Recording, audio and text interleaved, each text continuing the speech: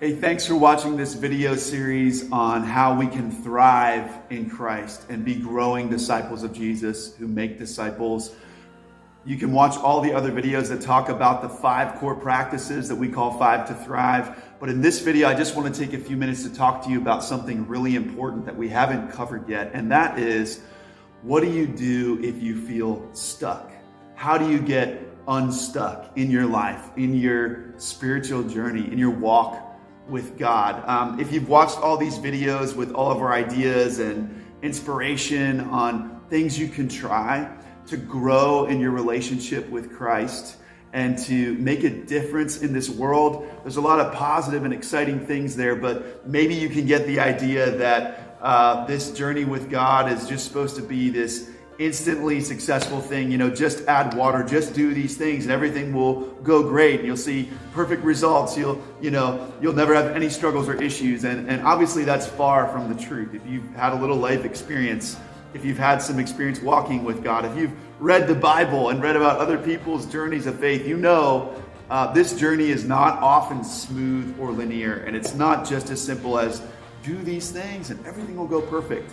Sometimes we face really great trials and struggles. Sometimes we just get stuck in our spiritual journey. We get stuck in our life. And I want to tell you about some things you can try if you're feeling stuck. This might be helpful to you right now at this moment you're in, and you jumped right to this video because the title resonated with you.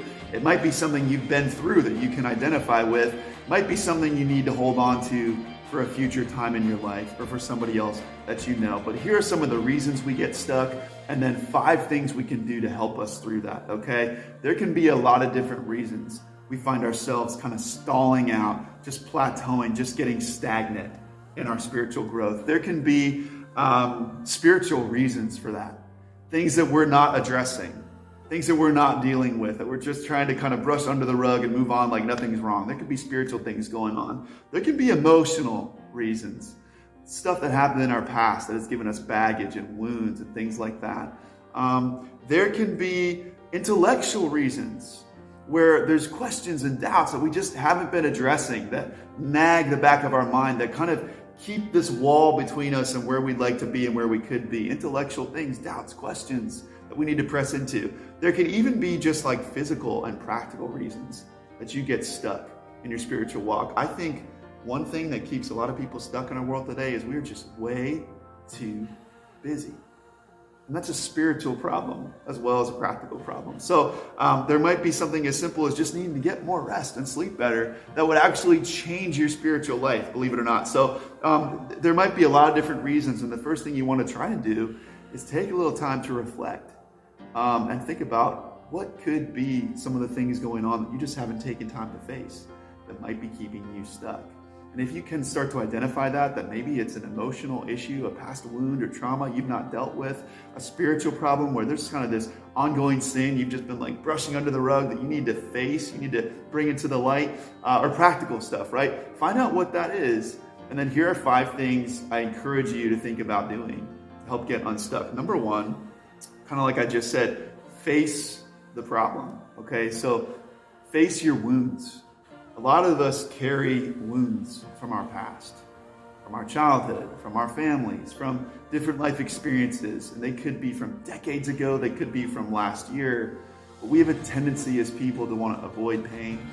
And we carry these wounds, these unaddressed, baggage, problems, struggles that we need to face.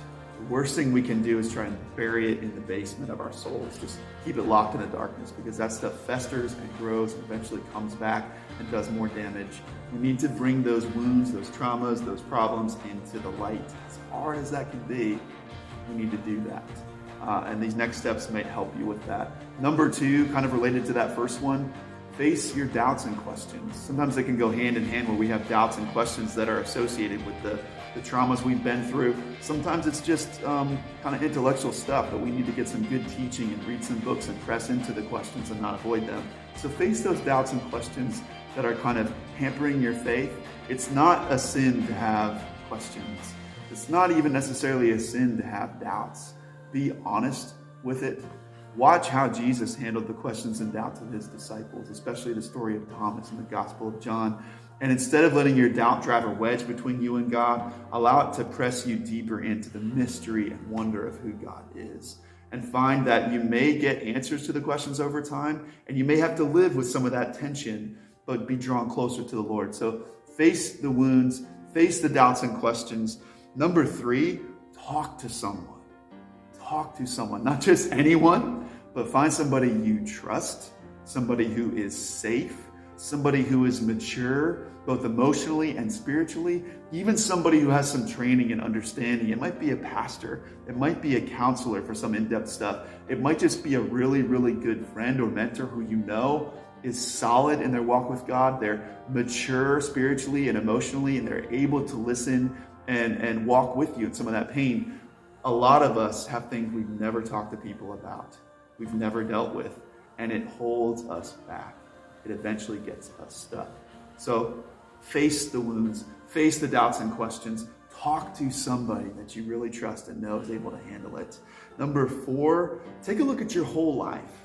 Sometimes in our walk with God, we just make it all quote unquote spiritual, but it's never meant to be just that one little thing of spirituality. Like, it's our whole life. It's our emotions, our mind, our body, our soul, so there are times when there's something that has nothing to do with the quote unquote spiritual religious stuff that's actually holding us back. And something as simple as learning to take a nap every once in a while could really change your spiritual growth. I'm serious. So take a look at your whole life, your physical health, your emotional health, your relational health, finances. Did I say physical health?